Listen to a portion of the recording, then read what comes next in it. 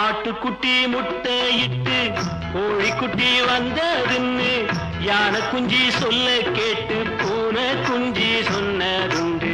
கதையில்ல சாமி இப்போ காணுது பூமி.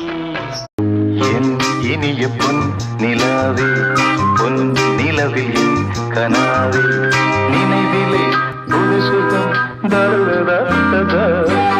தொடருதே தினம் தினம் தரதா.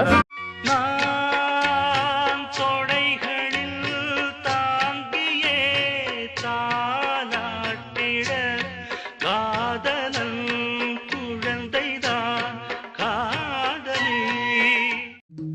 நான் யாரு எனக்கேதும் தெரியலையே,